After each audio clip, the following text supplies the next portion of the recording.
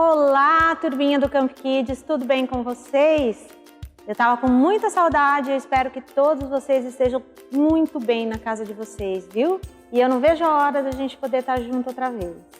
Mas hoje eu quero dizer que eu estou me divertindo muito com o tema desse mês, com o tema que nós estamos tratando e que estamos ensinando, que é fazer as pazes.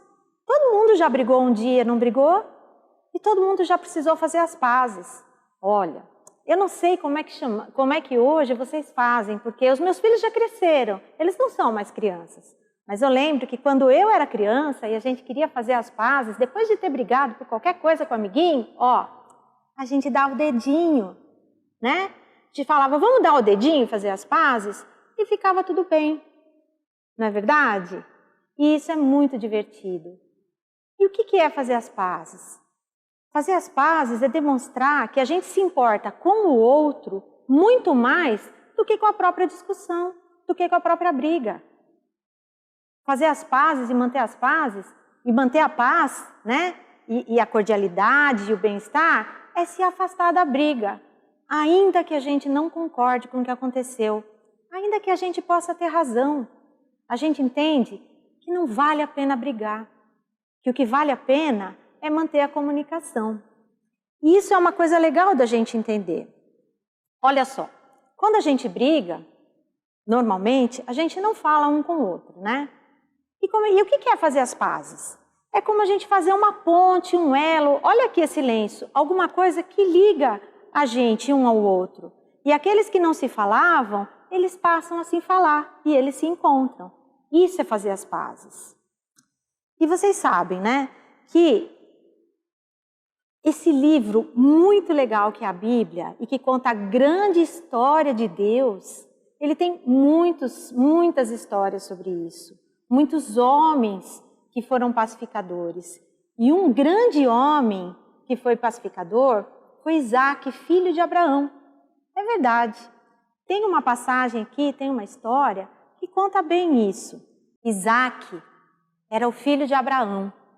E Abraão foi um homem muito importante. Abraão foi escolhido por Deus para receber uma promessa. A promessa de que todas as nações e todos os povos seriam abençoados através de Abraão e de seus descendentes. A Bíblia diz e fala sobre essa promessa que Deus fez a Abraão e que depois ele renovou para Isaac. Está lá em Gênesis, olha só. Tornarei seus descendentes tão numerosos como as estrelas do céu, e lhes darei todas essas terras, e por meio de sua descendência, todos os povos da terra serão abençoados. Pois bem, Isaac estava vivendo na terra dos filisteus. E na terra dos filisteus, quando Isaac vivia lá, teve uma grande fome. Aquela terra foi assolada por uma grande fome. Mas Deus abençoava a vida de Isaac. Ele cumpria aquela promessa que ele havia feito.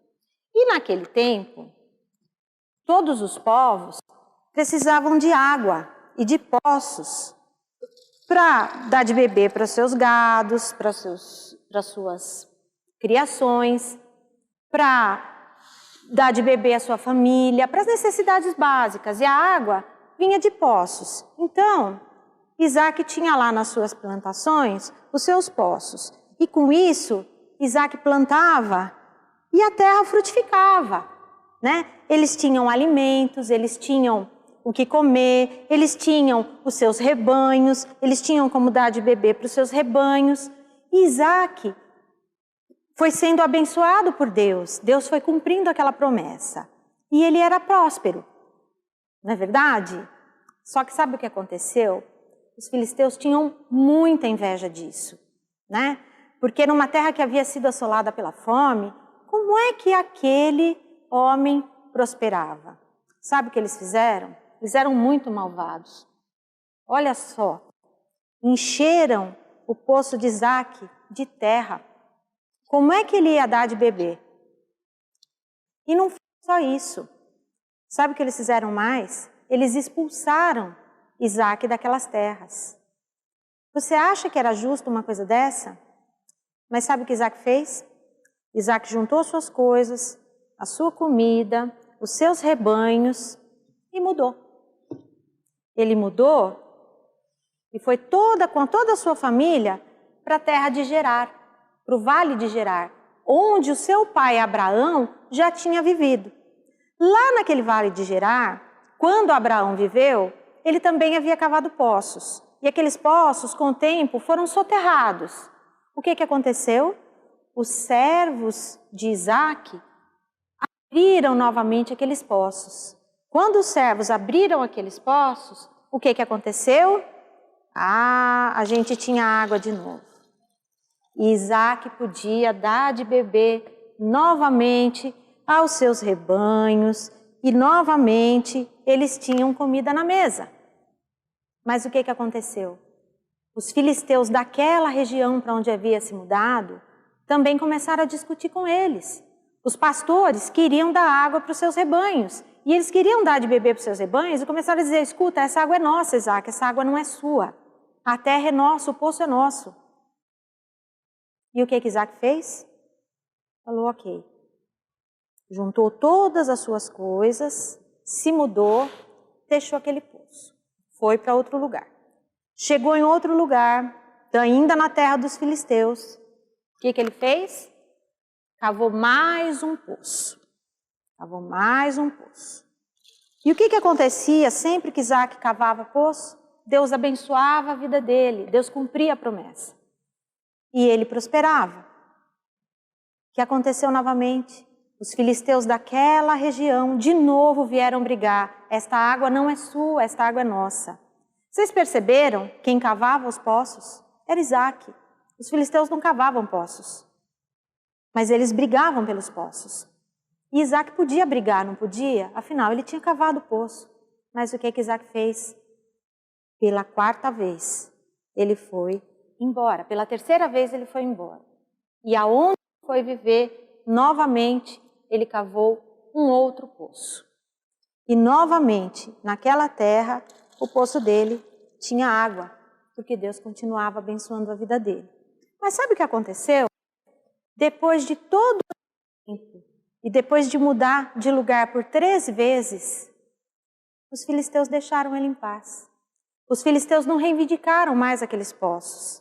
E ele pôde dar de comer e de beber para os seus rebanhos e para as suas famílias. Passado um tempinho, alguns meses, o rei, ele avistou o rei Abimeleque vindo na sua direção. Aquele mesmo rei que havia expulsado ele aqui, lembra? Quando soterraram os poços? Aquele rei que havia expulsado ele, com aquela maldade toda que aquele povo fez, jogando terra naquela água que ele precisava, veio para ele nessa direção. Só que quer saber? Dessa vez ele não veio para expulsar Isaac. Ele veio para estabelecer a paz. E quando ele estava chegando perto de Isaac, Isaac perguntou: rei, o que o senhor veio fazer aqui? Sabe o que ele respondeu? Está aqui na Bíblia. Olha só que legal. Está lá em Gênesis, na continuação dessa história. Vimos claramente que o Senhor está contigo, disse o rei. Por isso dissemos: façamos um juramento entre nós. Queremos firmar um acordo contigo. Tu não nos farás mal, assim como nada te fizemos, mas sempre te tratamos bem e te despedimos em paz. Agora sabemos que o Senhor te tem abençoado. Gente, não é maravilhoso ver isso? O que aconteceu? O rei percebeu que todo o esforço de Isaac em manter a paz e não brigar com aqueles que queriam disputar o que era fruto do trabalho de Isaac, era fruto do trabalho da mão dos seus servos cavar aqueles poços. O rei viu que quanto mais ele se esforçava para manter a paz, mais abençoado ele era. E procurou fazer com Isaac, estabelecer um acordo de paz para sempre. E Isaac aceitou. Isaac aceitou, eles fizeram um banquete e no dia seguinte os filisteus partiram em paz e Isaac continuou naquela terra em paz. Não é legal isso? Não é legal perceber como Deus valoriza essa coisa da gente estar em paz e se comunicar em paz? fazer as pazes uns com os outros e manter essa coisa legal que é não brigar? Então, ainda que Isaac tivesse toda a condição de brigar, porque, afinal de contas, os poços eram fruto do trabalho dele, ele escolheu não brigar, ele escolheu manter a paz. E é isso que Deus espera da gente, que a gente seja um pacificador, não é verdade? E quando a gente olha para a história, a gente vê que grandes homens foram pacificadores. Vocês querem saber quem foi pacificador? Quem foi o maior pacificador? Eu conto para vocês. Jesus! Jesus foi o maior pacificador. Sabe por quê? Porque quando ele foi morto lá naquela cruz, ele fez isso para que existisse paz entre nós e Deus. Lembram daquela história da ponte, do elo, da corrente, que quando a gente faz as pazes, a gente liga as duas pessoas se unem de novo? Quando Jesus morreu na cruz, ele morreu por nós. E ele morreu para quê? Para que esta ponte fosse estabelecida, para que a gente pudesse se unir de novo a Deus, de quem a gente estava separado pelo pecado. E isso é maravilhoso, não é? Isso me faz lembrar que a gente tem um versículo bem legal para memorizar, não é verdade? Vamos repetir o versículo desse mês? Por isso, esforcemo-nos para promover tudo quanto conduz à paz e à edificação mútua. Vamos de novo? Por isso, esforcemo-nos em promover tudo quanto conduz à paz e à edificação mútua. Parece difícil essas palavras, não parecem? Mas eu vou dizer para vocês o que ela significa.